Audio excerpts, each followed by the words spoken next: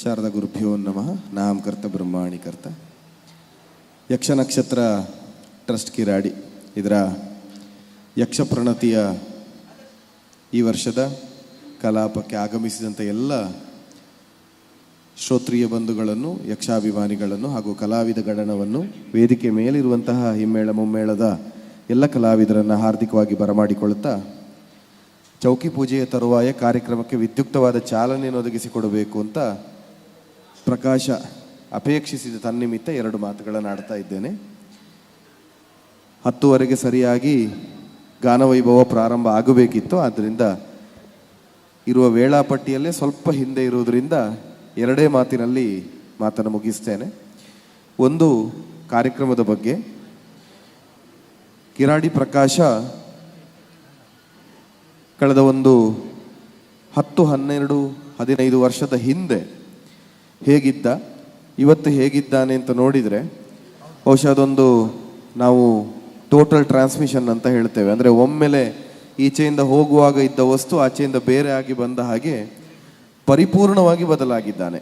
ಆವಾಗ ಬಹಳ ಎಳೆಯ ಪ್ರಾಯ, ಆವೇಶ ಹೆಚ್ಚಿತ್ತು, ಪ್ರಬುದ್ಧತೆ ಕಡಿಮೆ ಇತ್ತು.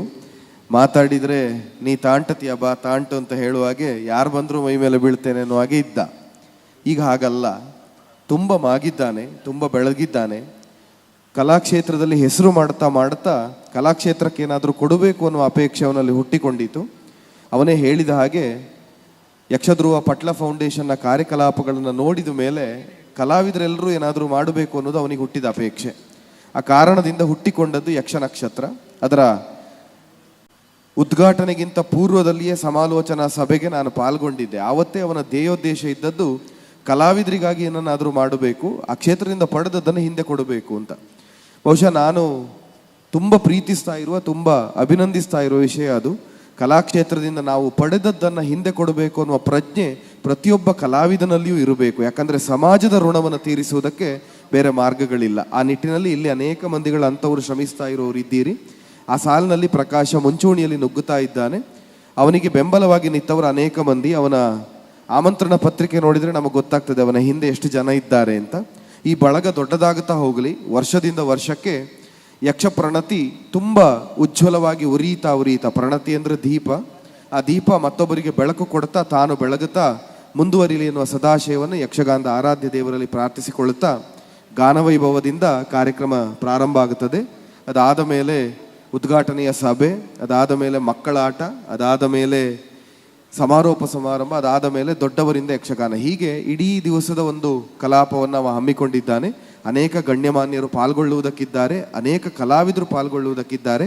ಇವತ್ತು ಈ ಗಾನವೈಭವದ ವೇದಿಕೆಯಲ್ಲಿ ಎಳೆ ತಲೆಮಾರಿನಿಂದ ಹಳೆ ತಲೆಮಾರಿನವರೆಗೆ, ಹಳೆ ಅಂದರೆ ತುಂಬ ಹಳೆ ತಲೆಮಾರಿನವರು ಯಾರಿಲ್ಲ, ಆದರೆ ವರಿಷ್ಠರಾಗಿ ಸೂರಾಲ್ ರವಿಯಿಂದ ತೊಡಗಿ ಎಳೆಯ ಈ ಜನ್ರೇಷನ್ನವ್ರು ನಾವು ತೆಕ್ಕೊಂಡ್ರೆ ಭರತ ಮತ್ತು ಸುಜನ, ಅಲ್ಲಿವರೆಗೆ ಎಲ್ಲರ ಒಂದು ಸಮ್ಮಿಳಿತವಾದಂತಹ ಕಾರ್ಯಕ್ರಮ. ತೆಂಕುತಿಟ್ಟು ಮತ್ತು ಬಡುಗುತಿಟ್ಟಿನ ಅಬ್ಬರ ಅಥವಾ ಕೇಳಿ, ಅದರಿಂದ ಪ್ರಾರಂಭ ಆಗಿದೆ. ನಾವು ಎರಡು ಪ್ರಾಕಾರಗಳಲ್ಲಿ ಎರಡು ರೀತಿ ಹೇಳ್ತೇವೆ. ಒಂದರಲ್ಲಿ ಅಬ್ಬರ, ಒಂದರಲ್ಲಿ ಕೇಳಿ. ಯಾವುದು ಹೇಳಿದರೂ ಒಂದೇ, ಎರಡೂ ಕೇಳುವುದೇ ಉದ್ದೇಶ. ಅದರಿಂದ ಕೇಳಿಸಿಕೊಂಡು ಪ್ರಾರಂಭ ಆಗಿದೆ. ಈ ಅಬ್ಬರ ಸಂಜೆಯವರೆಗೂ ಉಳಿಯಲಿ. ಕೆಲವೊಮ್ಮೆ ಪ್ರಾರಂಭದಲ್ಲಿ ಅಬ್ಬರ ಇದ್ದದ್ದು ಕಡೆಗಾಗುವಾಗ ಗೊಬ್ಬರವೇ ಆಗುವುದು. ಅದು ಆಗಬಾರದು. ಆಗುವುದಿದ್ರೆ ಕಲಾವೃಕ್ಷಕ್ಕೆ ಗೊಬ್ಬರ ಆಗುವ ಹಾಗೆ ಆಗಲಿ ಅನ್ನೋದು ಆಶಯ. ಆದ್ದರಿಂದ ಗಾನವೈಭವದ ಸಾರಥ್ಯವನ್ನು ವಹಿಸಿಕೊಂಡಂಥ ಡಾಕ್ಟ್ರು ಅವರ ನಿರೂಪಣೆಯಲ್ಲಿ ಮುಂದುವರಿಲಿಕ್ಕಿದೆ. ಎಲ್ಲ ಕಾರ್ಯಕ್ರಮಕ್ಕೆ ಶುಭವನ್ನು ಆಶಿಸ್ತಾ, ಶುಭಾಶಂಸನೆಯನ್ನು ಮಾಡುತ್ತಾ, ಸಂಜೆಯವರೆಗೆ ಪ್ರೇಕ್ಷಕರಾಗಿ ವೀಕ್ಷಕರಾಗಿ ನೀವಿರ್ತಾ ಬೆನ್ನೆಲುಬಾಗಿ ಪ್ರಕಾಶನಿಗೆ ಜೊತೆಯಲ್ಲಿ ನಿಂತು, ಪ್ರಕಾಶ ಅನ್ನುವುದಕ್ಕೆ ಬೆಳಕು ಅಂತ ಅರ್ಥ, ಪ್ರಭೆ ಅಂತ, ಪ್ರಣತಿ ಅನ್ನುವುದಕ್ಕೆ ಬೆಳಕು ಅಂತ ಅರ್ಥ. ಯಕ್ಷ ಪ್ರಣತಿ ಪ್ರಕಾಶನಿಂದ ಮುಂದುವರಿಯಬೇಕು. ಅವನ ಬೆನ್ನೆಲುಬಾಗಿ ನಿಂತ ಎಲ್ಲರಿಗೂ ಕೂಡ ಅಭಿನಂದನೆಯನ್ನು ಸಲ್ಲಿಸ್ತಾ, ಪ್ರಕಾಶ ಇನ್ನೂ ಎತ್ತರಕ್ಕೆ ಬೆಳೆಯಲಿ. ನಮಗೆ ಪೆರಡೂರು ಮೇಳದ ಯಜಮಾನರು ಕರುಣಾಕರ್ ಶೆಟ್ಟರು ಒಂದು ಮಾತು ಯಾವಾಗಲೂ ಹೇಳುವುದು, ಪ್ರಕಾಶ ನಮ್ಮ ಹುಡುಗ ಅಂತ. ಮೇಳ ಬಿಟ್ಟ ಮೇಲೂ ಪ್ರಕಾಶ ನಮ್ಮ ಹುಡುಗ ಅಂತ ಅವ್ರು ಹೇಳುವುದು. ನಿನ್ನೆಯೂ ಮಾತಾಡುವಾಗ ಹೇಳಿದರು, ಅವರೊಂದು ದೀರ್ಘ ಪ್ರಯಾಣ, ಒಂದು 15-20 ದಿವಸದಿಂದ ಕೇರಳದಲ್ಲಿ ಇದ್ದದ್ರಿಂದ ಇವತ್ತು ಹೇಗೆ ಪಾಲ್ಗೊಳ್ಳೋದು ಗೊತ್ತಿಲ್ಲ ಮರೆಯ, ಹೋಗದೇ ಇದ್ರೆ ಪ್ರಕಾಶ ಜೀವ ತಿಂತ ಅಂಥೇಳಿ ನಿನ್ನೆ ತಾನೇ ನನ್ನ ಹತ್ರ ಹೇಳಿದರು. ಅತಿಯಾಗಿ ಪ್ರಕಾಶ ಪ್ರೀತಿಸ್ತಾನೆ. ಪ್ರಕಾಶ ಅಷ್ಟೇ ಗೌರವವನ್ನು ಇವತ್ತು ಇಟ್ಟುಕೊಂಡಿದ್ದಾನೆ. ಪ್ರಕಾಶನ ಮೇಲೆ ಅವರಷ್ಟೇ ಪ್ರೀತಿಯನ್ನು ಇಟ್ಟುಕೊಂಡಿದ್ದಾರೆ. ಇದು ನಾನು ಯಾಕೆ ಹೇಳ್ತಿದ್ದೇನೆ ಅಂದರೆ, ಮಂದಾರ್ತಿ ಮೇಳದ ಬದಿ ಹೋದರೆ ಮಂದರ್ತಿ ಮೇಳದ ಧನಂಜಯ ಶೆಟ್ಟರಿಂದ ಹಿಡಿದು ಎಲ್ಲರೂ ಕೂಡ ಅಶೋಕ್ ಕುಂದರ್ ಇಲ್ಲಿ ಓಡಾಡೋದು ನೋಡಿದ್ರೆ ಗೊತ್ತಾಗ್ತದೆ ಪ್ರಕಾಶ ನಮ್ಮ ಹುಡುಗ ಅಂತ. ಇವ ಹೋದ ಮೇಳಕ್ಕೆಲ್ಲ ನಮ್ಮ ಹುಡುಗ ಅಂತ ಅನಿಸಿಕೊಂಡು ಬರ್ತಾನೆ ಅಂದರೆ ಒಂದು ಸಜ್ಜನಿಕೆ, ಒಂದು ಜನಸಂವೇದನೆ ಅವನಲ್ಲಿ ಉಂಟು ಅನ್ನೋದು ಸಾಕ್ಷಿ. ಅದು ಬೆಳೀತಾ ಇರಲಿ, ಬೆಳಗುತ್ತಾ ಇರಲಿ. ಪ್ರಕಾಶನ ಬದುಕು ಯಕ್ಷ ನಕ್ಷತ್ರ ಟ್ರಸ್ಟ್, ಯಕ್ಷ ನಕ್ಷತ್ರ ಅಂದರೆ ನಾಶ ಇಲ್ಲದ್ದು, ಹಾಗೆ ಬೆಳೀಲಿ ಬೆಳಗಲಿ ಅಂತ ಆರಾಧ್ಯ ದೇವರಲ್ಲಿ ಪ್ರಾರ್ಥಿಸ್ತಾ ಇಡೀ ಕಾರ್ಯಕ್ರಮಕ್ಕೊಂದು ವಿದ್ಯುಕ್ತ ಚಾಲನೆಯನ್ನು ಕೊಟ್ಟು ಕೊನೆಯವರೆಗೆ ಕಾರ್ಯಕ್ರಮ ಸಾಂಗವಾಗಿ ನೆರವೇರಿ ಮುಂದಿನ ವರ್ಷದಿಂದ ವರ್ಷಕ್ಕೆ ಇದು ಉತ್ಕರ್ಷ ಹೊಂದಲಿ ಅಂತ ಆರಾಧ್ಯಳಂಥ ಮಂದರ್ತಿಯ ದುರ್ಗಾ ಪರಮೇಶ್ವರಿಯಲ್ಲಿ, ಯಕ್ಷಗಾನದ ಅಧಿದೇವತೆಯಾದ ಗಣಪತಿಯಲ್ಲಿ, ಶಾರದಾ ಪರಮೇಶ್ವರಿಯಲ್ಲಿ ಪ್ರಾರ್ಥಿಸ್ತಾ ನನ್ನ ಮಾತಿಗೊಂದು ಪೂರ್ಣ ವಿರಾಮವನ್ನು ಇಡ್ತಾ ಇದ್ದೇನೆ. ಯಕ್ಷಗಾನಂ ಗೆಲ್ಗೆ, ಯಕ್ಷಗಾನಂ ಬಾಳ್ಗೆ.